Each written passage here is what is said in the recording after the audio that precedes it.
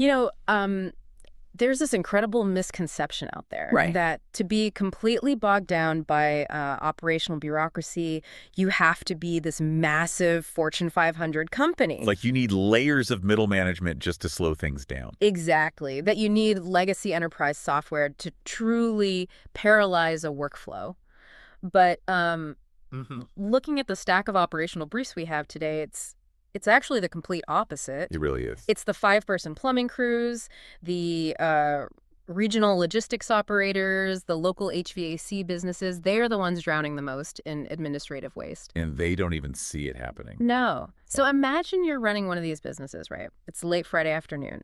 You're staring at this blurry, heavily compressed, poorly lit JPEG that someone sent over a messaging app from a job site across town. Probably on a personal phone. Oh, almost certainly. And you're zooming in on a compressor valve, just trying to ascertain if a critical SLA, an SLA that carries heavy financial penalties, by the way, was actually met. While your back office is in chaos. Right. Meanwhile, your back office staff is manually transcribing these handwritten, grease-stained carbon copies into like a localized Excel spreadsheet just to get Monday's invoices out. It's painful to even picture. It is a slow, agonizing, and entirely invisible leak of capital. So, welcome to the deep dive. Glad to be here. Our mission today is to unpack a very specific, heavily researched operational reality. We are looking at the staggering, hidden financial costs of relying on manual, unstructured data workflows in frontline small and medium enterprises. The SMEs. Yeah. We're going to completely dismantle the idea that a business can ever be, quote unquote, too small for rigorous operational optimization.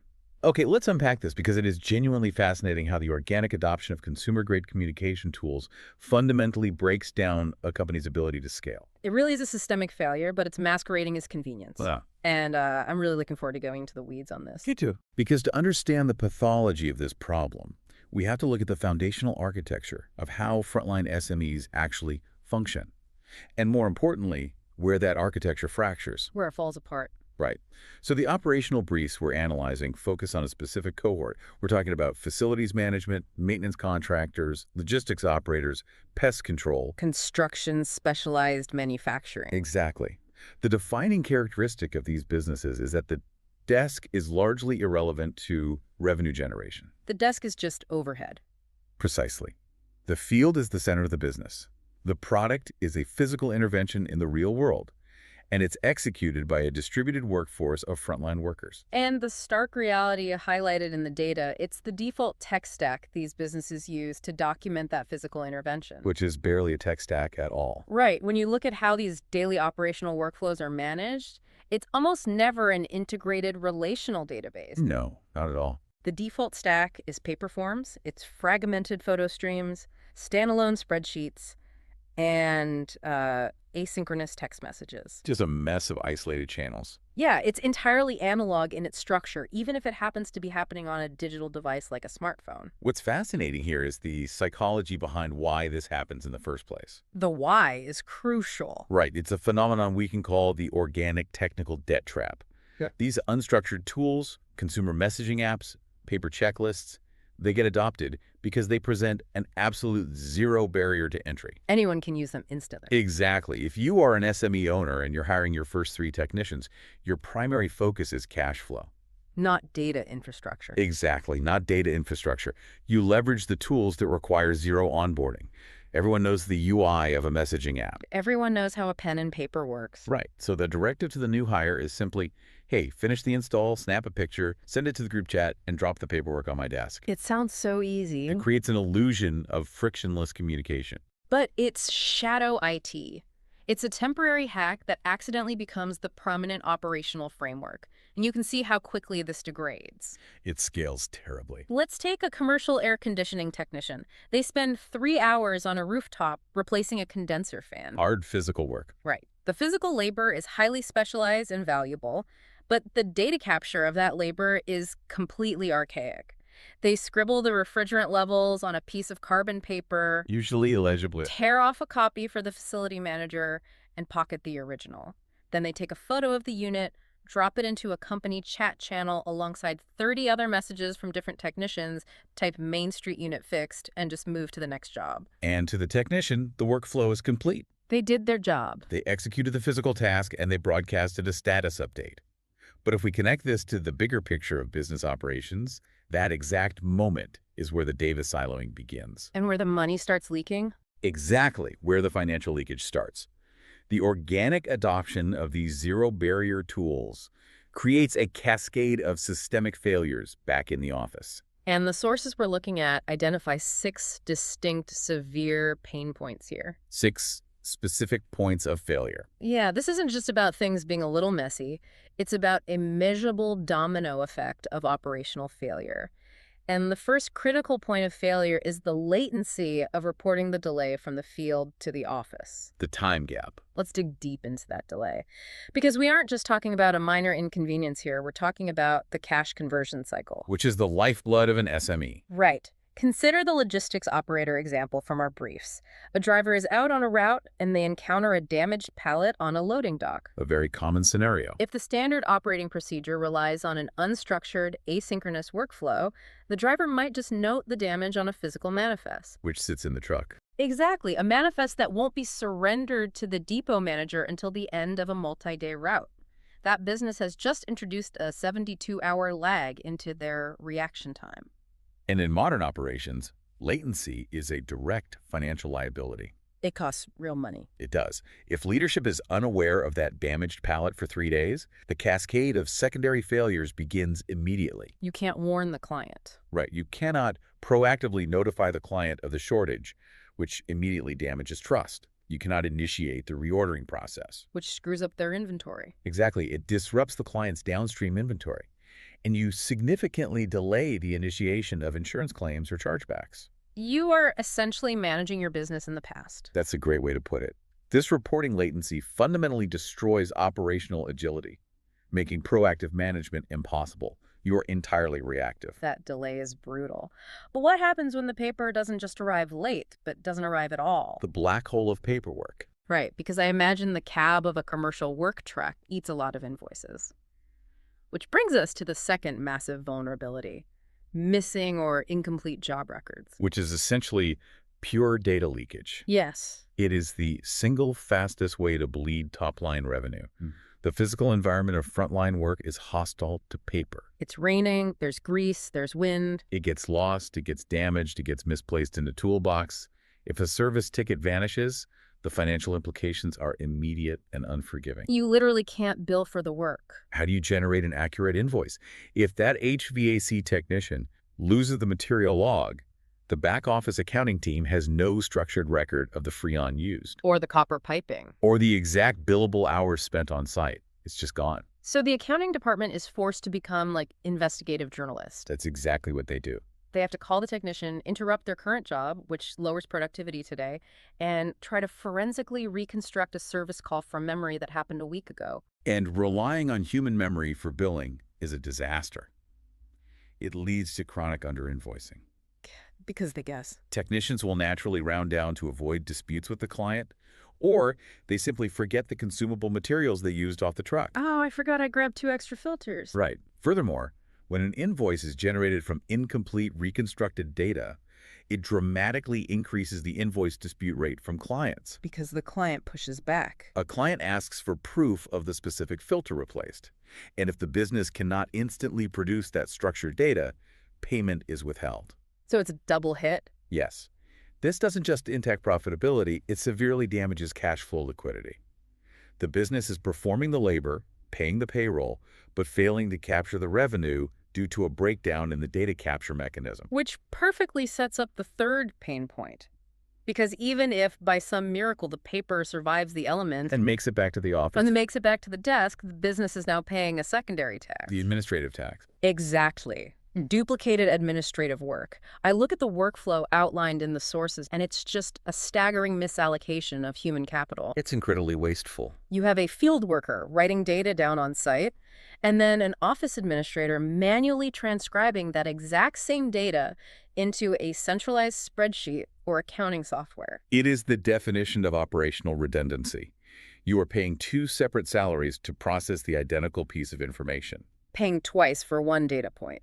But the payroll waste is only half the problem. Manual transcription is inherently flawed. because humans make mistakes. The error rates in transcribing handwritten, often illegible field notes into digital systems are significant. Especially when you're tired at 5 p.m. on a Friday. Exactly. A poorly written 7 becomes a 1. A part never is transposed. Suddenly, your inventory management system shows you have parts in stock that were actually consumed days ago. So you think you're ready for tomorrow's job, but you're not. Right. This manual bottleneck not only chokes back office productivity, preventing administrative staff from engaging in higher value tasks like client relations or strategic planning, but it corrupts the integrity of the core database. I want to focus on that phrase right there.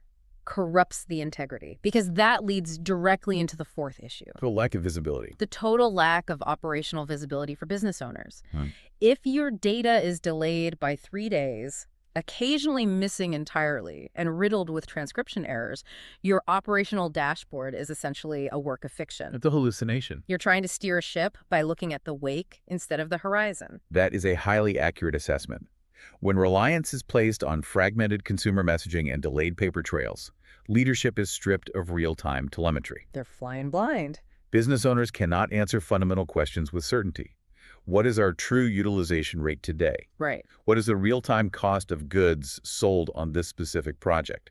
What is our projected cash flow for the week based on completed billable milestones? They just don't know until it's too late. Without structured data flowing instantaneously from the field, decision makers are relying on lagging indicators. They're often waiting for end-of-month profit and loss statements to realize they've been operating at a deficit. And it's not just financial visibility that's compromised, it's quality control, which is the fifth major vulnerability our sources identify. The degradation of service. The difficulty of tracking job completion and enforcing service standards. Let's look at the pest control industry example from the text. A highly sensitive industry. Very. You have a fleet of technicians executing highly regulated chemical applications across residential and commercial properties. If their reporting mechanism is an unstructured text saying, property treated, all good, you have zero structural guardrails. Quality control devolves from an objective metric into a subjective assumption. You just have to trust them. Right. If there is no forced data entry requiring the technician to verify the exact chemical concentration used, Or the exact number of bait stations inspected. the company cannot enforce its standard operating procedures. Over time, without the forcing function of structured reporting, operational discipline naturally degrades. People get lazy. Technicians begin to cut corners, not necessarily out of malice, but out of human nature and the intense pressure of a tight schedule. They want to get home. Exactly. And the business is completely blind to this degradation until a client escalates a complaint or a lucrative contract is canceled. Or worse, until an external regulatory body gets involved. The audit. And that is the sixth and perhaps most catastrophic pain point we need to hit. The forensic nightmare of maintaining audit and compliance records. This is where businesses fold. It's one thing to argue with a client about whether a filter was changed. It is an entirely different reality when an OSHA inspector or an ISO auditor or a legal team in an insurance liability claim demands historical proof of compliance. This raises a very important question. What happens when unstructured data meets a structured legal inquiry? Panic. Panic happens. Total panic. Let's assume a piece of heavy machinery your firm maintains fails catastrophically and it results in property damage. Okay. The legal discovery process will demand the maintenance logs, the exact specifications of the replacement parts used, and the photographic evidence of the final safety inspection. And they want it organized. Right. If your operational architecture relies on organic communication, your back office is thrust into a crisis. They are forced to manually sift through months of encrypted, intermingled group chats. Oh man, scrolling back through WhatsApp for hours. Trying to isolate a single photo taken on a Tuesday 6 months ago and then cross-reference it with a dusty physical file cabinet. Which is an absolute e-discovery nightmare. And if that employee has left the company, Or if they just deleted their local chat history to save space on their personal phone. that data is gone forever. The business is completely exposed. Exactly. The liability risks are existential for an SME. They really are. When we synthesize these 6 points, the reporting latency, the data leakage, the transcription overhead, the blindness of leadership, the degradation of quality, and the massive compliance exposure, a very clear, deeply concerning picture emerges. It's grim. These are not minor administrative annoyances. They are systemic operational hemorrhages. Right. They accumulate, silently dragging down productivity margins and completely capping the growth potential of the enterprise. The business is bleeding from 1,000 tiny cuts. And because the bleeding is internal? It's masked as just the way we do things. Yeah, the ownership rarely diagnoses the root cause until the margins are critically compressed. Until they can't make payroll. And here is where we hit the massive psychological roadblock. This is the central conflict of this entire deep dive. The mindset issue. Yes. Despite all of these compounding failures, there's a pervasive myth among frontline business owners that they are simply too small to implement structured workflows. We hear it all the time. The prevailing sentiment is, hey, we're a regional roofing company, not a multinational logistics conglomerate.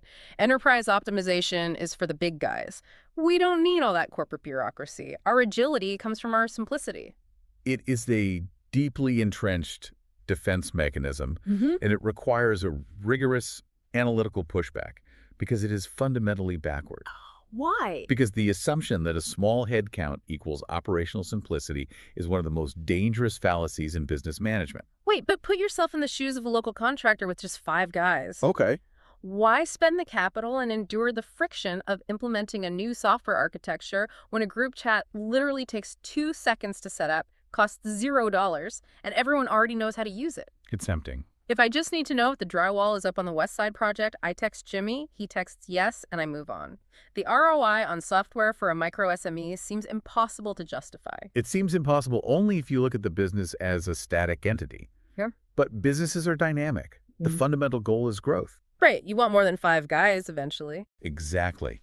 What that contractor is ignoring is the mathematical reality of network theory, specifically as it applies to communication pathways. Walk me through that. When you have 5 employees, the number of communication nodes is manageable. The owner serves as the central router for all information. The hub of the wheel. But growth is not linear. The complexity of communication is exponential. When you scale from 5 employees to 15, you don't just have 3 times the work. You have dozens of new overlapping lines of communication. So the group chat that functioned as a quick update board for 5 people, It becomes a nightmare. it becomes an unmanageable, chaotic stream of consciousness for 15 people. You've got photos, client addresses, PTO requests, material orders, all jumbled into a single, unsearchable thread. Precisely. The unstructured process breaks under its own weight. And here's the critical extrapolation from the data. Smaller businesses actually suffer more acute damage from unstructured workflows. Really, more than big companies. Yes, precisely because they lack the massive financial padding of large corporations. An enterprise-level company can afford a dedicated team of auditors to hunt down missing compliance data. They have departments for that. They have layers of redundancy to absorb the cost of a lost invoice. An SME does not. That's a great point. For a small business, a $5,000 unbilled service ticket or a $10,000 compliance fine comes directly out of the owner's pocket. Yeah. They feel every inefficiency viscerally. Here's where it gets really interesting. What the sources are proving is that workflow optimization is not a luxury afforded by scale. No, It is the prerequisite for scale. absolutely. If your foundation is built on loose paper and asynchronous text messages, that lack of structure acts as a hard ceiling on your growth. The moment you try to add a second layer of management or scale the frontline workforce, the entire administrative foundation fractures. Which is why we have to completely reframe how we view workflow redesign. Yeah, It must be viewed as a strategic imperative, not an IT project. not just buying new laptops. Right. For an SME to survive and scale, they have to deliberately transition from organic chaos to engineered operational control. This requires a fundamental philosophical shift in how the business views its frontline data. So let's make this tangible for the operators listening. What does this redesign actually entail? Good question. Because if it just means buying iPads for the field crew and having them fill out a digital PDF that looks exactly like the old paper form, you haven't really optimized anything, have you? No, you've just made the problem shiny. You've just digitized a bad process. You've hit the nail on the head. Digitizing a flawed workflow just allows you to execute the flaw faster. True workflow redesign is the transition from passive, unstructured reporting to active, structured data capture. Active versus passive. Yes, it requires the business to treat field data as a critical asset that must be harvested systematically, rather than a byproduct of the labor that might eventually make its way back to the office. Let's contrast those two states to make it crystal clear. Think back to our HVAC technician on the roof. For the one sending texts. Right. The passive, unstructured way was the text message. Main Street unit fixed. The business is passively waiting for the technician to formulate an update, and there are no parameters on what that update must contain. It could be 3 words, could be a paragraph. It's arbitrary. Agree. Conversely, the active structured approach introduces what we call a forcing function. A forcing function. The technician is equipped with an interface that mandates structure.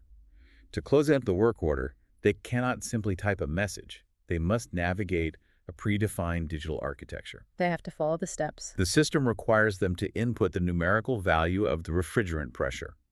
It requires them to select the specific part numbers used from a drop-down inventory list. Go guessing. It forces them to capture a geotagged, time-stamped photo of the repaired unit.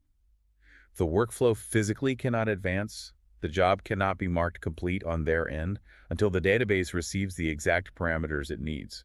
This is where the operational briefs introduce the COM360 blueprint.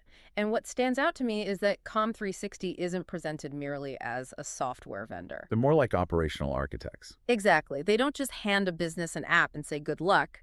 They diagnose the specific points of data leakage and rebuild the frontline workflow to force that structured capture we're talking about. They are facilitating the transition to a relational database reality for these frontline teams. Right. When we dissect the COM360 implementation, it's about establishing a standardized, immutable data pipeline by forcing the chaotic reality of fieldwork into structured digital parameters. Mandatory checklist. The standardized dropdowns, integrated photo capture. They align the entire workforce to a single, uncompromising standard of data entry. And the downstream effects of that architecture are immediate. Let's look at that duplicated administrative work we highlighted earlier. The double data entry. Yeah. Under this redesigned blueprint, when a facilities worker completes a structured digital form on-site, that data doesn't just sit in an inbox waiting to be transcribed. It's instantly actionable. It is instantly mapped into the central database. The inventory is automatically deducted, the payroll hours are logged, and the invoice is practically auto-generated. The administrative bottleneck is completely bypassed. And the elimination of that transcription layer alone often justifies the transition financially. Just in payroll savings. Exactly. But if we connect this to the bigger picture, the true paradigm shift is the instantaneous operational visibility. The telemetry. The business owner goes from steering blind to having a high-fidelity, real-time telemetry feed of their entire operation. They know exactly which jobs are complete, what materials were consumed, and the precise margin on each service call, minute by minute. And it completely solves the subjective quality, control, and compliance nightmare we talked about. The OSHA audits. Right. You have undeniable, structured proof of service. If a client disputes a charge or an auditor requests a record, you aren't digging through a year of WhatsApp messages. Hoping you don't find a deleted thread. You run a query in the database and instantly produce the time-stamped photo and the digital signature from that specific Tuesday. Service accountability goes through the roof because the workflow enforces it at the point of action. But there is a crucial caveat here, and it's a point the sources emphasize heavily. What's that? The success of this transition hinges on user experience. If you implement a system that requires a technician to spend 20 minutes navigating clunky menus in the rain, they will reject it and the system will fail. They'll just go back to texting. Exactly. The genius of successful platforms like COM360 is that they achieve all this structured data, capture the visibility, the compliance, the integration, without increasing the cognitive load on the frontline worker. That is the ultimate needle to thread. The goal isn't to turn a plumber into a data entry clerk. No, not at all. It's to make the right way the easiest way. Tapping a few large, well-designed buttons on a mobile device and snapping a photo natively within an app is fundamentally faster and less frustrating than dealing with wet paper, illegible handwriting, and the inevitable follow-up calls from a confused accounting department. Precisely. You are simultaneously removing friction from the field execution and from the back-office administration. You are replacing organic fragility with engineered, scalable simplicity. So what does this all mean for you listening right now? Let's synthesize the journey we've taken through these briefs. We've covered a lot of ground. We really have. We started by examining the deeply flawed, organically adopted default tech stack of paper and messaging apps. We uncovered the severe financial and operational penalties of that unstructured approach. The latency, the missing records.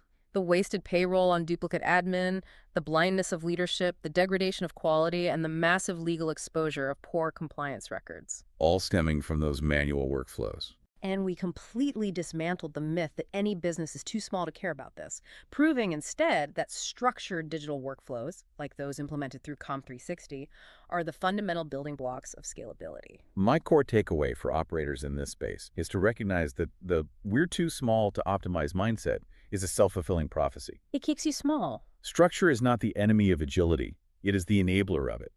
Whether you manage 3 bands or 300, the laws of operational physics remain the same. Unstructured data is a liability. Structured data is an asset. Transitioning your frontline processes to capture that data actively is the only way to build a foundation capable of supporting sustainable growth. It is the concrete you have to pour before you can even think about building the rest of the house. Indeed. And I want to leave you with one final provocative thought, building on this idea of data as an asset. Okay, let's hear it. We have spent this entire discussion focused on how transitioning to perfectly structured digital data solves immediate historical pain points. Billing faster, surviving audits, eliminating transcription errors. The day-to-day fires. Right. But once a business has run on a structured platform for a year or two, they suddenly possess a massive, pristine, highly queryable historical data set. They have real data. It makes you wonder, at what point does that vast reservoir of operational data stop being merely a ledger of what happened in the past and start becoming the foundational algorithm for predictive analytics? Wow, that is a phenomenal pivot. Think about it. When do those structured maintenance logs stop just proving you did the work and start telling you exactly when a specific client's compressor is statistically guaranteed to fail next month? Allowing you to sell the preventative service before the emergency even happens. That is the horizon of true operational dominance. Predictive maintenance based on your own internal data. It changes the entire business model. It really does. Thank you so much for joining us on this deep dive into frontline operational optimization. It has been an absolute masterclass unpacking these systems with you. The pleasure was mine. Until next time, keep scrutinizing those workflows.